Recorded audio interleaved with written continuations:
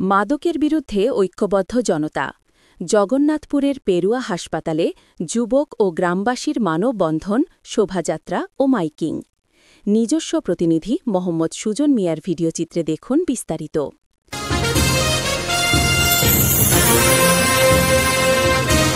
মাদকের ভয়াবহ ছোবল থেকে তরুণ সমাজকে রক্ষায় ও মাদক নির্মূলের দাবিতে সুনামগঞ্জের জগন্নাথপুর উপজেলার শান্তিগঞ্জ বাজারে অবস্থিত পেরুয়া হাসপাতালে এক ব্যতিক্রমী মানববন্ধন, প্রতিবাদী শোভাযাত্রা ও মাইকিং কর্মসূচি পালন করেছে এলাকার সচেতন যুবক ও সর্বস্তরের জনগণ।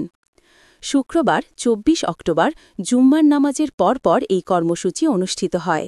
এতে এলাকার শত শত যুবক, স্কুল কলেজের ছাত্র, ব্যবসায়ী, স্থানীয় রাজনৈতিক নেতা ও ধর্মপ্রাণ মুসলমানেরা স্বতঃস্ফূর্তভাবে অংশ নেন।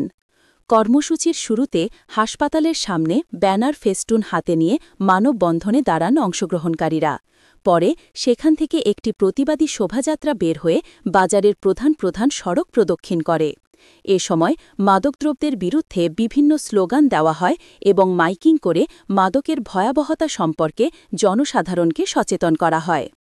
মানববন্ধন চলাকালে বক্তারা বলেন, মাদক আমাদের সমাজের জন্য এক নীরব ঘাতক। এটি যুব সমাজকে ধ্বংসের মুখে ঠেলে দিচ্ছে। মাদকের কারণে পরিবারে নেমে আসছে অশান্তি ও সমাজে বাড়ছে অপরাধ প্রবণতা। বক্তারা মাদকের উৎস, সরবরাহ ও সেবন বন্ধে প্রশাসনসহ সমাজের সর্বস্তরের মানুষের ঐক্যবদ্ধ প্রতিরোধ গড়ে তোলার আহ্বান জানান। মানববন্ধন ও প্রতিবাদ সভায় বক্তব্য রাখেন অ্যাডভোকেট জিয়াউর রহিম শাহীন, জেলা বিএনপির আহ্বায়ক সদস্য ও দায়রা জজ আদালতের পাবলিক প্রসিকিউটর; সাদেক আহমদ, জগন্নাথপুর উপজেলা যুবদলের যুগ্ম আহ্বায়ক; বিল্লাল আহমদ, পৌর যুবদলের যুগ্ম আহ্বায়ক; কামাল আহমদ, পৌর স্বেচ্ছাসেবক দলের যুগ্ম আহ্বায়ক; বাবর আহমদ, শান্তিগঞ্জ বাজার ব্যবসায়ী; দেলোয়ার হোসেন, ছিক্কা মসজিদের ইমাম; আতাউর রহমান, পেরুয়া হাসপাতাল মসজিদের ইমাম; মাওলানা হাফেজ জামিরুল হক, জালালাবাদ মসজিদের ইমাম সহ আরও অনেকেই। তাহমিদুল হক ও রায়ান দুইজনের যৌথ পরিচালনায় মানববন্ধন পরিচালনা করা হয়। এলাকার যুবকদের মধ্যে বক্তব্য রাখেন নুরুল হক, আল মাসুদ এবং মাদক বিরোধী প্রতিবাদী যুবক লিমান আহমদ।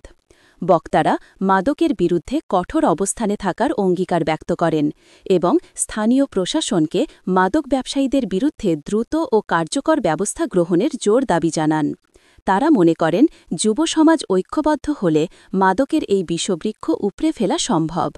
কর্মসূচিতে এলাকার আরও অনেক গণ্যমান্য ব্যক্তি ও যুবক বক্তব্য রাখেন এবং মাদক বিরোধী এই আন্দোলনে তাদের পূর্ণ সমর্থন ব্যক্ত করেন।